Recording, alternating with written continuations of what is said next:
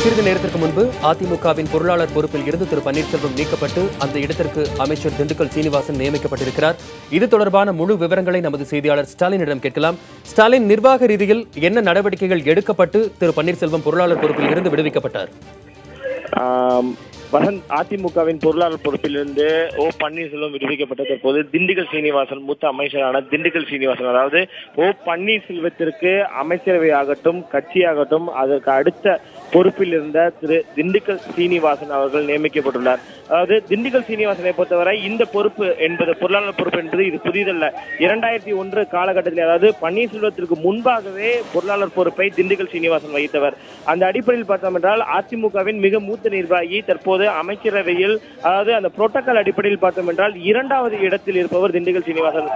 திரு பன்னீர்செல்வத்தை தற்போது பொருளாளர் பதவியில் இருந்து நீக்கி திண்டுக்கல் சீனிவாசனை நியமித்துள்ளதாக அதிமுக வட்டாரங்கள் தெரிவித்துள்ளன.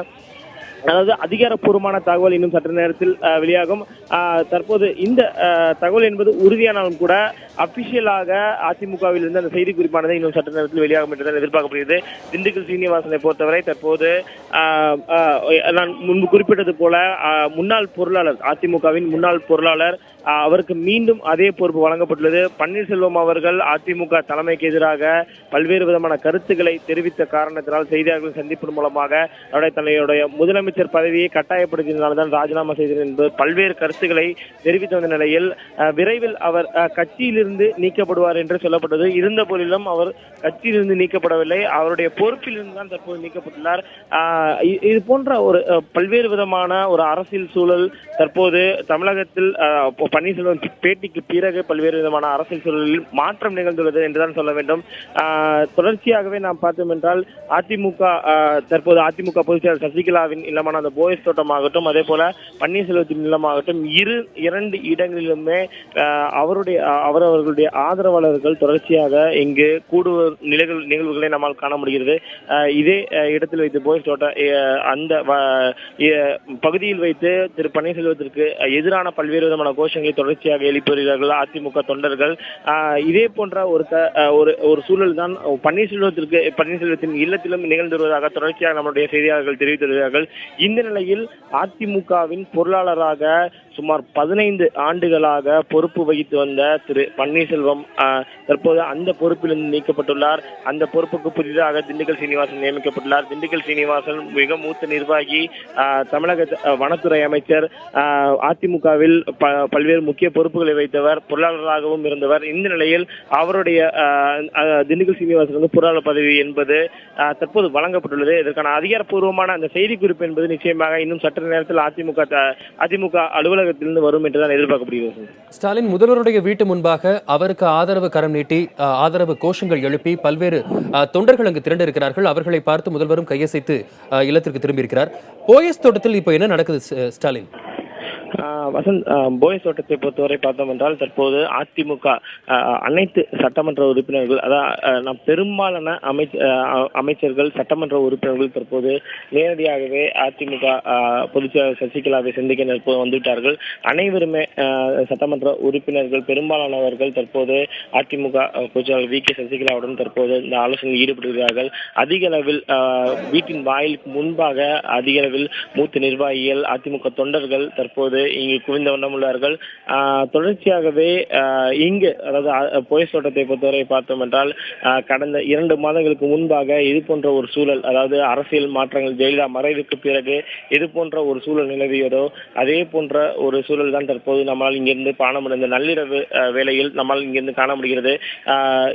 அதாவது தொடர்ச்சியாகவே அதிமுகவை பொறுத்தவரை இந்த ஆலோசனை என்பது தற்போது வி.கே. சசிகலா செய்து வரும் இந்த ஆலோசனை என்பது பார்த்தோம் என்றால் நிச்சயமாக இன்னும் பல மணி நேரம் நீடிக்கும் என்றுதான் எதிர்பார்க்கப்படுகிறது. அதாவது அரசியலையே ஒரு பல்வேறு விஷயங்களில் மாற்றி அமைக்கும் ஒரு செய்தியாளர் சந்திப்பாக தான், தமிழக அரசியலே மாற்றி அமைக்கும் ஒரு செய்தியாளர் சந்திப்பாகத்தான் பன்னீர்செல்வத்தின் செய்தியாளர் சந்திப்பு கருதப்படுகிறது. மிக மூத்த அரசியல் விமர்சகர்களாகட்டும் பத்திரிகையாளர்களாகட்டும் தொடர்ச்சியாக பன்னீர்செல்வத்தின் கருத்து என்பது அவர் தொடர்ச்சியாக அவர் செய்தியாளர் சந்திப்பின் மூலமே தெரிவித்தபடி மனசாட்சி அடிப்படையில் தற்போது அந்த செய்தியாளர் சந்திப்பை செய்தியாளராகவும் பல்வேறு விதமான உண்மைகளை பொதுமக்களுக்காகட்டும் அதிமுக தொண்டர்களுக்கும், அதாவது ஜெயலலிதாவின் உண்மை விசுவாசிகளான அந்த அதிமுக தொண்டர்களுக்கு தெரிவிக்கும் விதமாகத்தான் தற்போது இந்த தன்னுடைய செய்தியாளர் சந்திப்பை நிகழ்த்துவதாகத்தான் அவர் தன்னுடைய செய்தியாளர் சந்திப்பை தொடங்கினார்.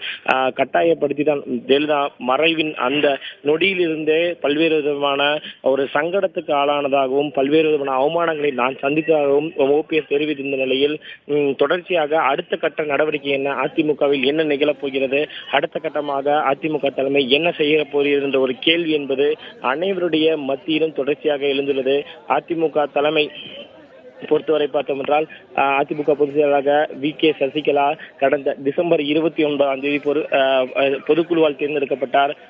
31 பொறுப்பேற்றார். ஆனால் அந்த பொதுக்குழுவுக்கு முன்பாகவே, அதாவது ஜெயலலிதா மறைவின் போதே அவர் அதிமுக பொதுச் செயலாளராக தேர்ந்தெடுக்க வேண்டும் என்று அவருடைய உடன் பிறந்த சகோதரர் திரு திவாகரன் அவர்களே தெரிவித்ததாக பன்னீர்செல்வம் செய்தியாளர் சந்திப்பில் தெரிவித்தார். ஆனால் நாம் பொதுக்குழுவிலிருந்து, அதாவது நாம் தொடர்ச்சியாக களத்திலிருந்து நம்மால் நேரடியாக காண முடிந்தது அந்த பொதுக்குழுவாகட்டும் அதன் பிறகு நடந்த பல்வேறு விதமான நிகழ்வுகள், அதாவது முதலமைச்சராக சட்டமன்ற குழு தலைவராக திருமதி வி.கே. சசிகலா தேர்ந்தெடுக்கப்பட்ட அந்த நிகழ்வாகட்டும் அனைத்தையுமே நம்ம கணக்கிலிருந்து நம்மால் செய்தி சேகரித்துள்ளோம். அந்த அடிப்படையில் பார்த்தோம் என்றால் அனைத்து இந்த பொதுக்குழுவாகட்டும் சட்டமன்ற குழு தலைவராக தேர்ந்தெடுக்கப்பட்ட பிறகு தொண்டர்கள் மத்தியில் பேசிய வி.கே. சசிகலா தான் வற்புறுத்தலின் காரணமாக அதிமுகவின் நிர்வாகிகள் தொண்டர்களின் வற்புறுத்தலின் காரணமாகவே இந்த பொறுப்புகளை தான் ஏற்றுக்கொள்வதாக தெரிவித்திருந்த நிலையில் பன்னீர்செல்வம் தற்போது அதற்கு நேர்மாறாக, அதாவது அவர்கள் ஏற்கனவே முடிவு செய்து வைத்திருந்தார்கள், பொதுச் செயலாளராகட்டும் முதலமைச்சராகட்டும்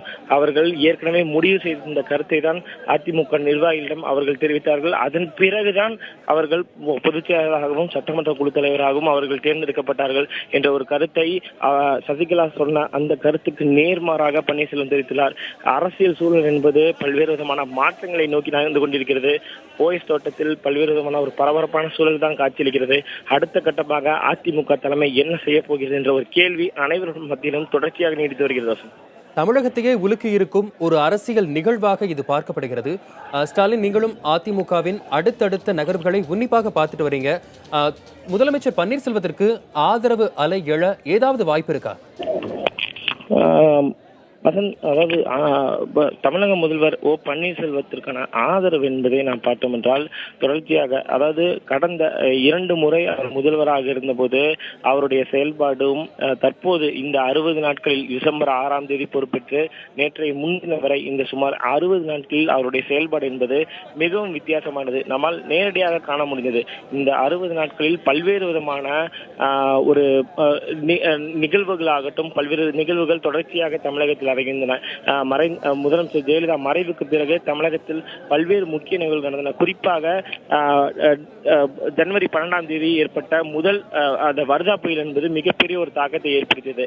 அந்த வர்தா புயலில் ஓ பன்னீர்செல்வத்தின் செயல்பாடு நேரடியாக களத்துக்கு சென்றது, அமைச்சர் குழுவை அமைத்தது, IAS அதிகாரிகளை நியமித்தது என அவருடைய செயல்பாடு என்பது மக்கள் மத்தியில் ஒரு பேசப்பட்டதாக கருதப்பட்டது. இதனை கூட ஓ பன்னீர்செல்வம் தன்னுடைய செய்தியாளர் சந்திப்பில் தெரிவித்தார். அதாவது தன்னுடைய செயல்பாடு என்பது கட்சிக்கும் ஆட்சிக்கும் தானே தவிர தன்னை முன்னிலைப்படுத்திக் கொள்ளவோ, தன்னை பிரபலப்படுத்திக் கொள்ளவோ அந்த அது போன்ற செயல்களை செய்யவில்லை என்ற ஒரு விஷயத்தை பன்னீர்செல்வம் தெரிவித்திருந்தார்.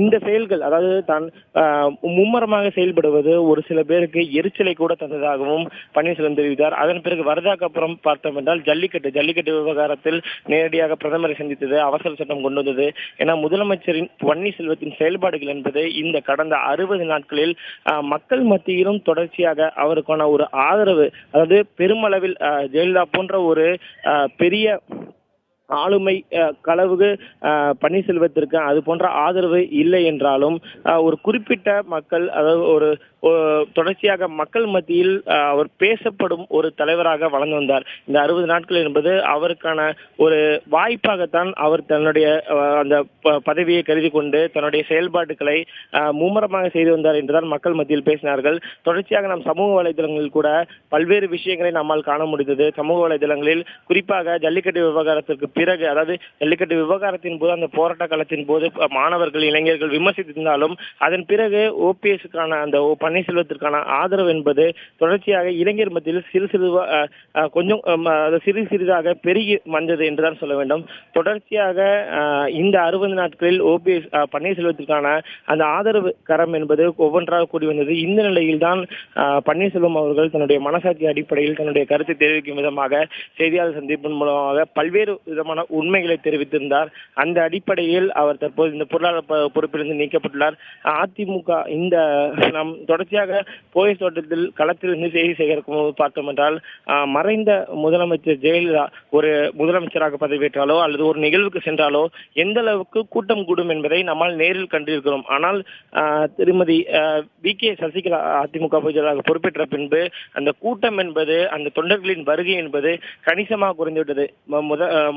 முதலமைச்சர் ஜெயலலிதாவை பொறுத்தவரை அவர்களுக்கான அந்த வாக்கு வங்கி என்பது அதிக அளவில் பெண்கள் வாக்கு வங்கி என்பது மிகவும் அதிகமாக இருக்கும். பெண்களுடைய ஆதரவு என்பது மறைந்த முதலமைச்சர் ஜெயலலிதாவுக்கு அதிகமாக இருக்கும். ஆனால் அதிமுக பொதுச்செயலாளராக VK சசிகலா பொறுப்பேற்ற பிறகு பெண்களின் வருகை கூட மிக குறைவாக காணப்படுது. நாம் தினந்தோறும் போயஸ் தோட்டம் வரும்பொழுது கூட பெண்களின் வருகையாகட்டும், அவரை வரவேற்கும் நிகழ்வாகட்டும் மிக சொற்பமான அளவிலே தொண்டர்கள் கூடுவார்கள். ஆனால் இந்த நிலையில்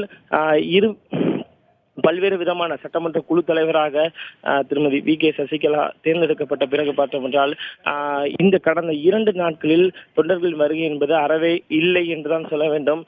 இது போன்ற ஒரு சூழலில் தான் பன்னீர்செல்வம் அவருடைய கருத்து என்பது மிகவும் ஒரு முக்கியத்துவம் வாய்ந்த ஒரு விஷயமாக பார்க்கப்பட்டு அடுத்த கட்ட அரசியல் நகர்வை நோக்கி தற்போது தமிழக அந்த அரசியல் சூழல் என்பது நகர்ந்து கொண்டிருக்கிறது.